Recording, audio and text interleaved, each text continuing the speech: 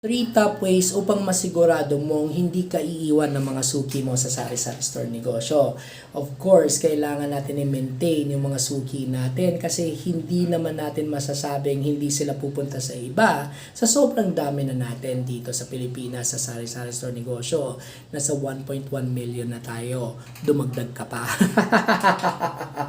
Hindi, joke lang. Lahat naman may karapatan talaga mag-business, no? Especially sari-sari store negosyo, which is a staple already ng mga negosyo sa Pilipinas. Okay? So, yung first na dapat mong gawin is dapat hindi ka mauubusan ng mga stocks na hinahanap ng mga suki mo. Kilala mo naman sila Alam mo naman kung yung binibili nila. Kailangan meron kang stocks palagi, no? Kasi pag nawalan ka ng stocks and consistent na nangyayari to, baka sila pumunta sa ibang mga tindahan na at hindi na babalik sa'yo. So, swerte na lang if talagang ikaw yung pipiliin nila kasi maganda yung aura mo, maganda yung customer service mo or kaibigan mo siya or best friends kayo, di ba? Pero kahit ganun din yung sitwasyon, pag wala sa'yo yung item, it will only take a little bit of time and hindi na sila babalik. So, pag nawala pala yung items, kasi hindi naman natin masisiguro kung meron tayong items all the time, di ba? Pag wala ka ng items na hinahanap nila, sabihin mo out of stock, or naubusan, bibili pa, or coming pa yung items. Kasi pag sinabi mong wala, nagke-create ito ng negative quote, na parang hindi ka nagkikerry ng items na yan. So, bilhin mo na rin kaagad para meron ka na maibenta the next time na bumalik sila. So, yung number 2 is you have to make sure na consistent ka sa operating hours mo. Operating hours mo, no?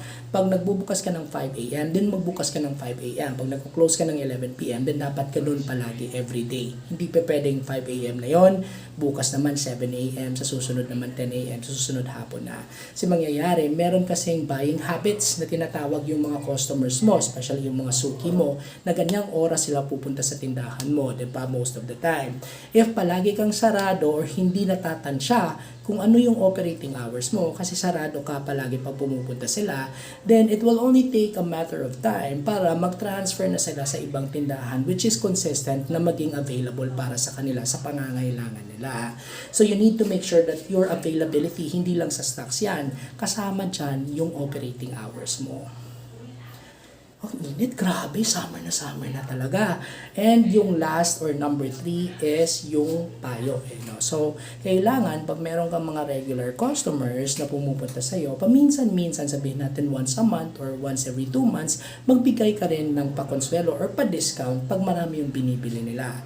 Kahit naman 4 pesos or 5 pesos na discount sa bulk item na binili nila sa araw na yan, paminsan-minsan is maiisip nila na binibigyan mo sila ng halaga and sasabihin nila sa sarili nila, dyan talaga ako bibili kasi naaalala nilang magbigay ng pa-consuelo or pa-discount sa akin paminsan-minsan. Meaning, ina-appreciate nila yung business ko or yung negosyo ko na dinadala sa kanila. Once again, you have to take care of your suke or regular customers because sila po yung negosyo mo. Sila po yung lifeline ng negosyo natin, mga sari-sari store owners. Okay? I hope you learned something. Have a good day.